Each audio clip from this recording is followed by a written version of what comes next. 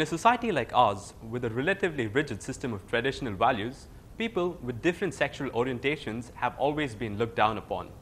But using his own life as an example is someone who's making this city a better place to live in for many. Meet gay rights activist Sunil Menon.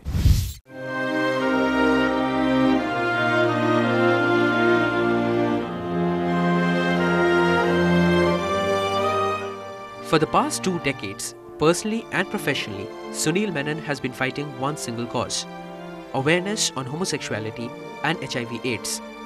Sunil is a zoologist, anthropologist, a fashion designer, and the founder of Sahodharan, a sexual health organization for men. Quite interesting is the story of his journey from studying monkeys to the fight against HIV/AIDS. For me, it's very interesting because I didn't plan this.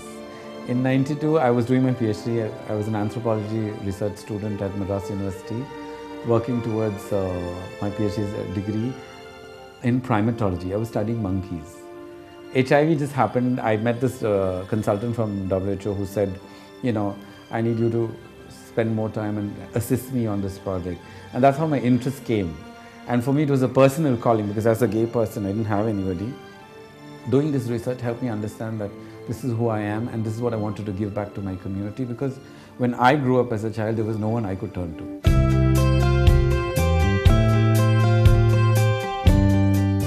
But all was not easy in a place like Chennai, which is progressive-minded but still has its traditional roots firmly in place. Sahodharan faced many a difficulty in spreading its reach and establishing itself as a premier organization for the cause of the LGBT community. When you do an HIV/AIDS prevention program, just to get a space to run a center, no landlord is willing to give you a space. When you say HIV/AIDS, in those days it was still a big taboo. So forget going to sexuality, just talking about HIV/AIDS. And then beyond that, when we said ours was a center specifically looking at and addressing gay and transgender people, it was even more difficult to get a space.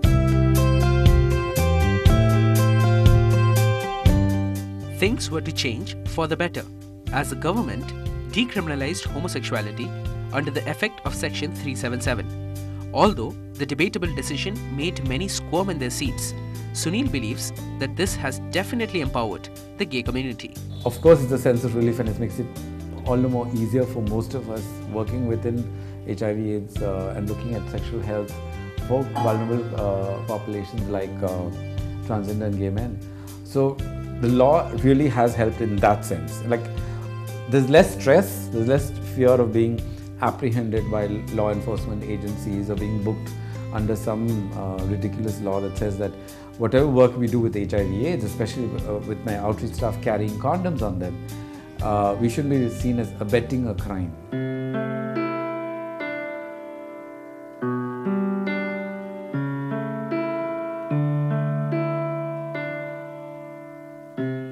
Sahodharan is gaining popularity as it remains a premier hub for many to find peace.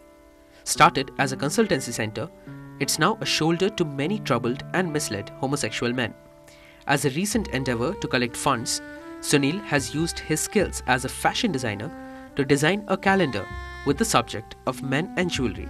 I think coming from a fashion background where I've choreographed and I style, I thought I would want to do something very different.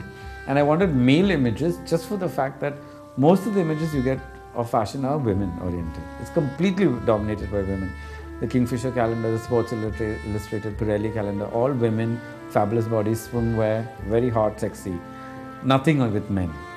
So I thought, especially going with the theme of male sexual health and coming from where we are, and that the fact that we are attracted to men, I wanted to do a male specific calendar.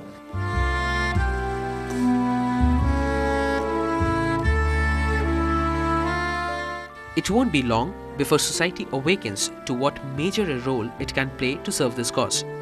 Although this still remains a debatable topic, men like Sunil are surely making a difference for those who are different.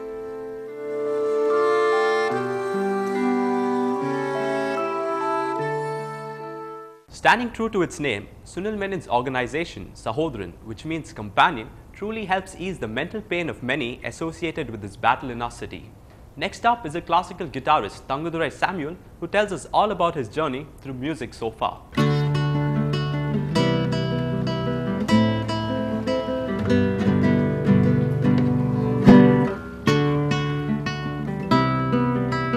Classical guitarists are a rarity in the Chennai music scene.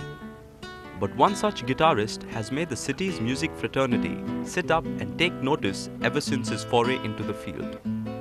From being the first classical guitarist in the city to receive a licentiate from the Trinity College of Music, London, to being the first to perform a solo classical guitar concert in South India, Thangadurai Samuel has given our city a reason to be proud.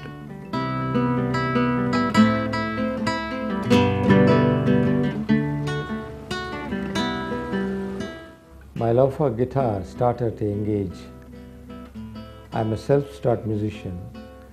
I started with a steel string guitar, playing slowly. Then, after heard John Williams playing over the radio, I really started liking the music, the way he plays. So I tried to play the same kind of music on the guitar, classical music. Then, with my brother's influence, George Samuel and Manuel Samuel, I started to read music and playing.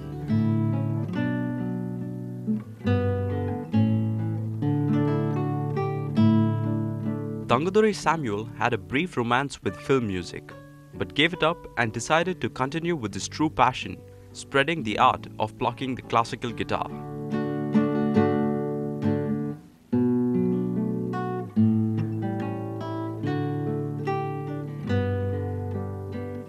I started playing for films for 5-6 years. Then I felt it is not satisfactory for my taste. Then I continued my teaching because I want to promote youngsters and make them understand what is classical guitar music and help them to start performing on the stage. Now I have a lot of students performing all over the places and worldwide.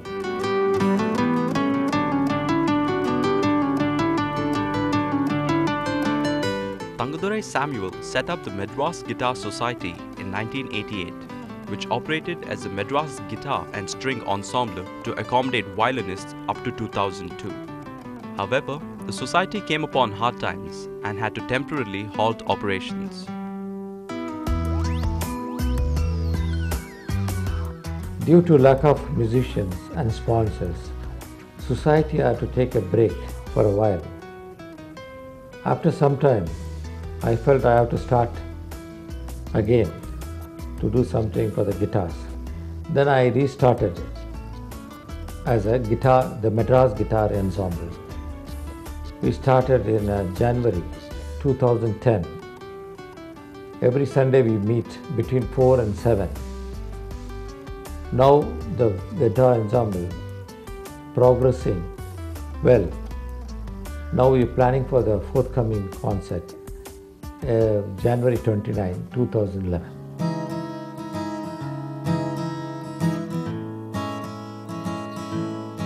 Thangadurai Samuel is in high spirits these days, as recently he was invited to be the only representative from South India on the jury at the Calcutta International Classical Guitar Festival and Competition.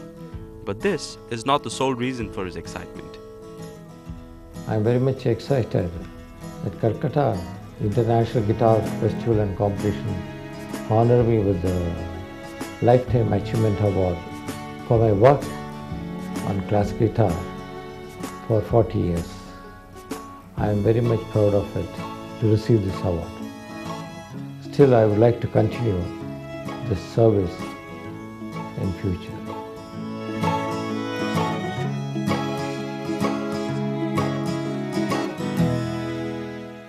Opportunities for playing the classical guitar are perpetually limited, and most classical guitarists in South India give up without a fight. But thankfully, some like Thangadurai Samuel will keep at it till the end. On the other side, we have Navjeet's World War replica, a Mahindra CJ3B.